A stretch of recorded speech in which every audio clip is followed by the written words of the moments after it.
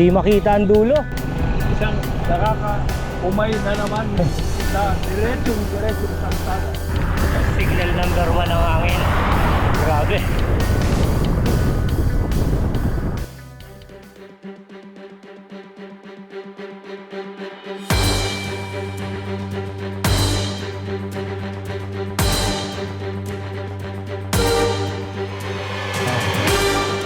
Wow.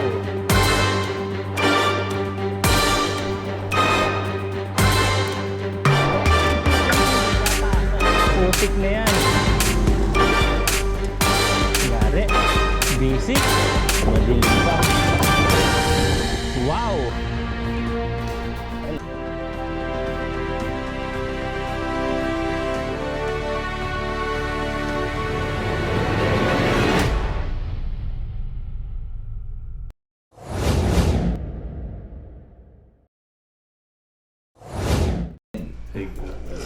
Big kami.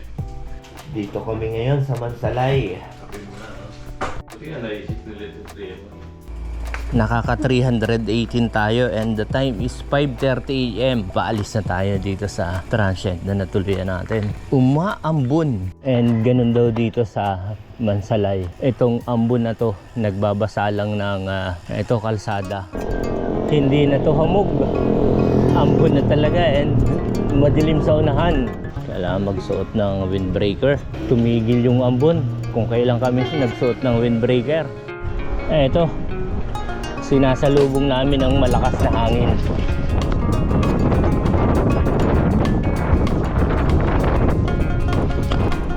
Rojas Town. Rojas Port, 9 kilometers. Patila tayo. Madam, pasilong po kami ha. Baka madali kami.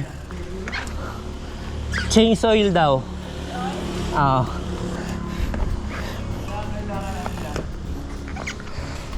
Grabe hangin.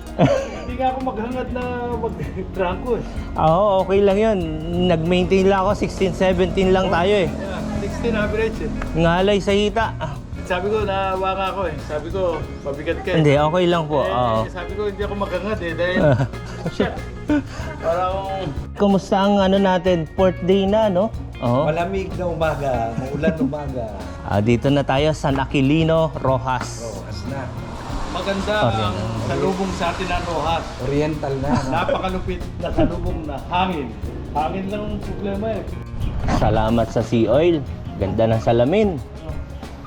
Ride out namin, 6:33. Diretso na tayo, papuntang Rojas. Sakop na raw ng Rojas to eh. Gusto nyo pang pumasok ng Rojas? Recommended ng local. Maganda raw yung daan dito. Dito na tayo dadaan. Ayun, tuwiran ditong lakas makalaspag kasi lakas ang hangin. Ayan oh. Umay oh, haba. Masasabi niyo sa kalsada ng Mindoro, Sir Nick? Wala nga. Diretsuhan, nakakaumay. Ang ganda ng Mindoro, what? It's useless na one shot mo to eh. Talagang kailangan dito, tourist ang style mo, tourist para ma-appreciate. Ang ganda loob ng mga tao. Mabait. Ganda pa lang. Ang klema lang ang problema. Para babae, bago-bago. Mainit ang ulo.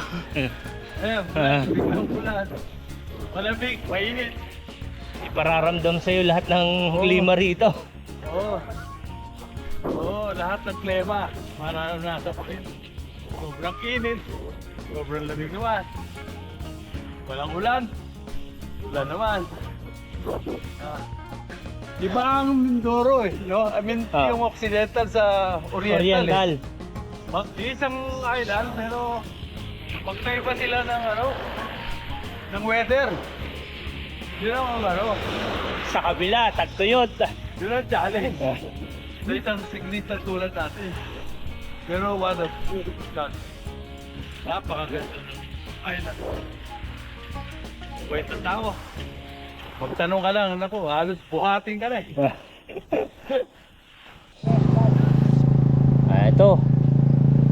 makakaupo tayo at maayos.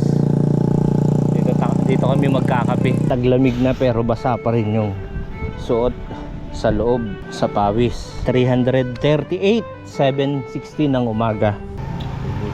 Luluto. Masyadong malamig, magpapainit. Gin sana maaga pa. Kape na lang. Sarap ng umaga. Sarap. Linggo, sarado na tindahan. Buti.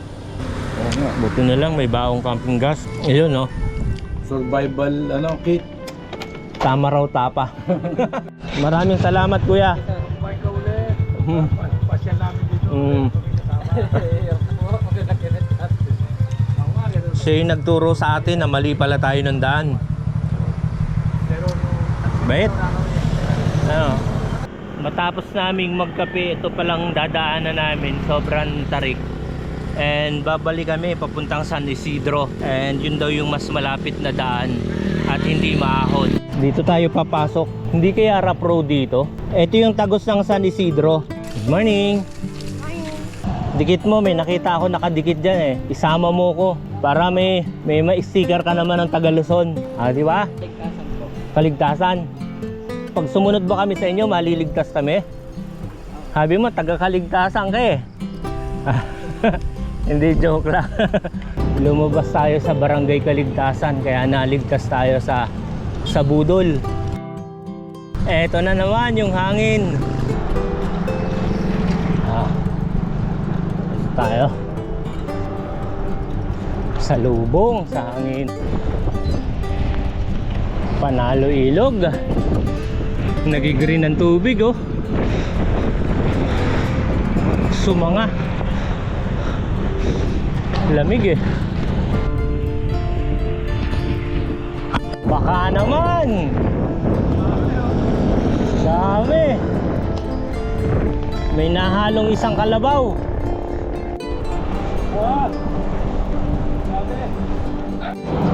Namataan, saging.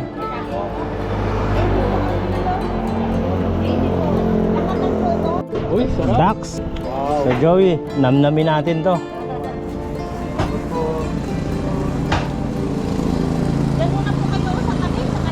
Sige po, salamat. Saging oh. Punto kami. Punto, ayan. Punto, ayan. Jay oh. Panalo. Ayan oh. Yung rookie oh. Met gutom. Yung rookie ayun oh. Sapa ako. Sakte. Ayan oh. Oh. Paano yan? Ayan, mami ha. Pinagbigyan ka na namin ha. Saging sa umaga ha. Okay, thank you. Ayan. Malapit na tayo. Pinamalayan, Kalapan. Town Bungabong, Town Forever. Kalapan na tayo, Kalapan.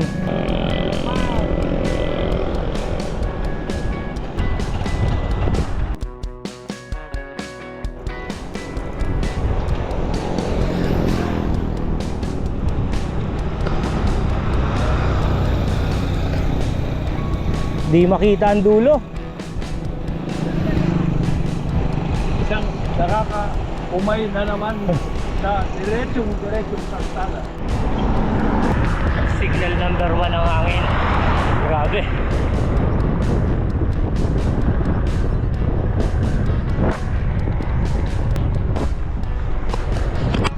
...360 kilometers na kami.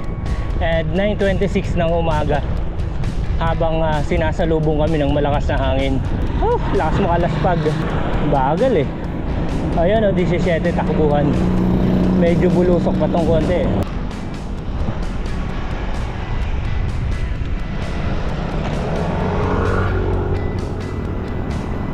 9:47 AM. And diretso na tayo papuntang Naujan. Mag-ingat sa mga tumatawid na hayop. Aso, kambing, baka at iba pang hayop. Buti dito may babala, sa Luzon wala. Ayun na, naligaw na kami ng landas. Buti na lang maganda yung kalsada.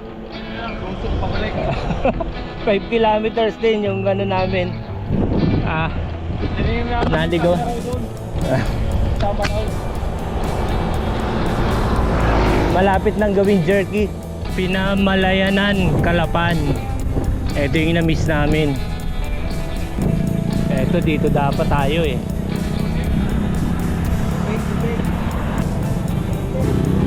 Tubig time. Thank you, come again. Kung saan kami abuti ng ulan, doon na lang kami magla-lunch.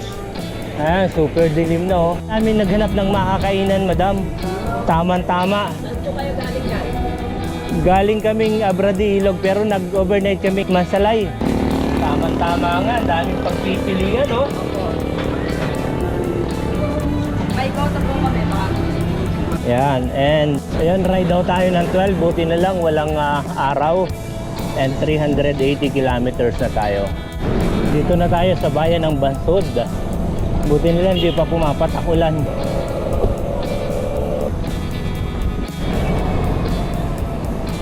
Galing ng park. May Maropa. Late lang oh, no? O, diba? Sumasagingsing. 12:51. 388 kilometers. And makikita natin doon sa unahan, hindi makita yung dulo. Babanggay na natin uli yung hangin. 9 kilometers na lang daw ang Pinamalayan. And 1:23 ng hapon. Welcome to Gloria Central School. Sunday nga pala ngayon, kaya tahimik ang Gloria. Ganda ng kalsada rito from Gloria to Pinamalayan.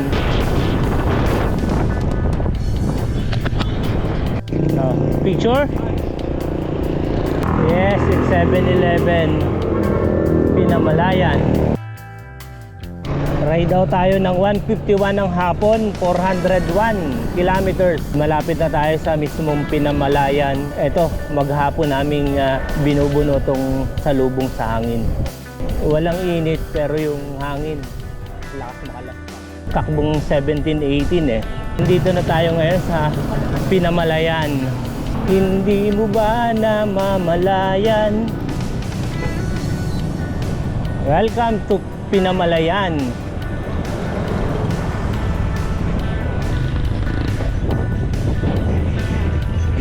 Diretso na kami. Kailangan namin maghanap ng secure mga 4 o'clock. Tigil na kami. Grabe ito, kahit hanggang dito mahangin pa rin. Ayaw tayong lubayan ng hangin.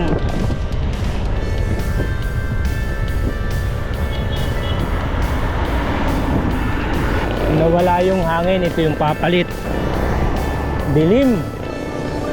And ang target namin, Socorro, Pinamalayan.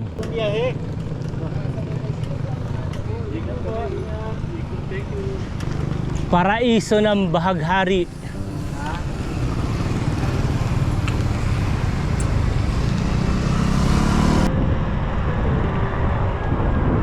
And ang ilog, nagkukulay green.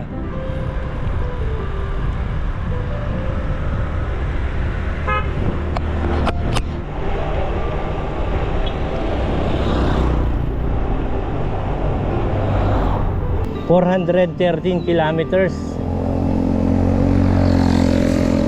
Pola raw yung pakanan. Diyan, oh, Victoria 25, now dyan 35. Baka dito na lang kami sa Socorro. Diretso tayo. Ito yung papuntang Pola eh. Socorro. Hanap kami dito sa Socorro ng matutuluyan. Ayun, ganda pala ng loob. Ayun oh. Ganda na. Yung isa na. Highly recommended. Ay, ito lang po siya. Yung isa naman po, double naman po yung isang level. Ito po. Hotel Bianselmo. Ito yung matutuluyan namin ngayon. Ma'am, kami ba yung unang customer dito? Ay, tatlo na po kayo. Ayun, ibinigay sa atin ng special offer. Ako kayo dito. And mismo si Madam yung wow! Ganda! Ano nga 5-star na? Yung pala. Oh, di ba? Ayan. Hindi namin alam na meron ganito sa Aurora. Ayan guys, naka 414 kilometers tayo. And 3:60 na ng hapon. And ayun, may pa pre-broad coffee sa amin dito si Madam. And thank you very much po. Ayun, no? Oh, free coffee, oh. Sarap na kape. Hindi, bro. Ayun, Sir Nick, kumusta yung raid natin from Mansalay? Ayoko na sumipa. Sabi nga nung kapatid ko, si Joy, sabi niya, parang ayaw mo na sumipa kanina. Grabe ang hangin. Maliwala kayo.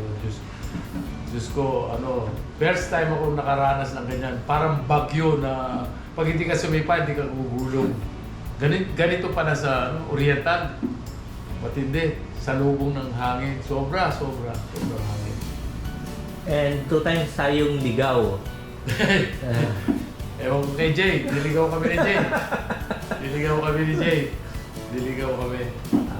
Naka 10 bali 5 kilometers na rin. Ahon, ligaw pala. Ligaw. Oh. Buti lang pabalik, lusong. Kaya dito, nakaka 3 o'clock pa lang, sumuko na kami. Nagkataon naman, merong isang napakagandang hotel pala rito. Nung pagpasok namin sa gate, yung may-ari mismo sumalubong. 3 days pa lang silang nag-open daw. And we are the first customer of the day. Kaya binigyan niya kami free coffee at saka free, actually it's a muffin. Discounted pa itong aming room. Para kaming nasa 5-star. Regarding sa daan natin naman papunta rito, mahabang diretsohan eh. As usual, Mindoro, nakakaumay. Pag sinilip mo yung karsada, parang wala nang katapusan. Sabi na nga ng mga apo ko, you're going nowhere. And yung day 5 natin, Bukas, day 5, target namin is Calapan lang naman. Which is, I think it's 80 kilometers from here, from Socorro to Calapan. Titingnan daw kung hanggang saan abot. Sana nga wag umulan ulit. I hope walang ulan tonight. and yung weather natin na maghapon, Ang maganda sa amin, pinagbigyan kami ng araw, ng init. Napakakulimlim, cloudy. Yun nga lang, may kasamang mids ang tawag dun eh. Yung dito yata, ang ampon yata ang tawag dun. Kaya kami, naka-jacket kami on our first 3 hours of ride. Naka-jacket. Yun na lang, after that, yun, yung hangin na ang pumalit. Doon sa ambon, hangin na pumalit. So far, napakaganda ng island talaga. Hindi ka dapat magmadali eh. Hindi mo makikita yung Actually, hindi na nga kami nagmamadali. May na-miss pa nga kami isang yung kaibigan ko, si Mark na taga rito. Member ng Betos, si Mark Lapuente. Nag-advise siya, nakalampas na kami ron sa bridge na sinasabi niya. Na actually, hindi pala kami nakalampas, kundi nagre-route kami. Yun ang sabi naman ng mga lokal. Nag-route doon sa San Isidro. Instead, yung pala meron kami na-miss na napakagandang modern bridge dito sa Mindoro. Yun lang ang na-miss namin. Despite na super tourist ang namin at attitude namin is like 60, like 220, pero most of the time chill ride lang. Kasi ang ganda talaga ng lugar. Yung mga sakahan, December na, magdi-December na, nagtatanim pa sila ng palay. Isipin mo yun. Napakasipag ng mga tao.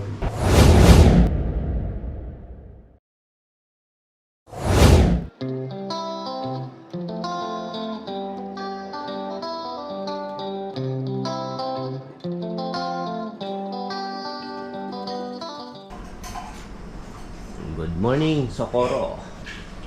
Aga namin mag-prepare. Sakto, 4:30. Aga yung ride out natin ngayon. Salamat, Hotel de Anselmo. Sarap ng tulog namin.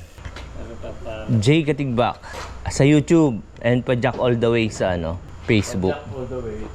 Umulan. Malapit lang siya ron sa crossing papuntang Pola.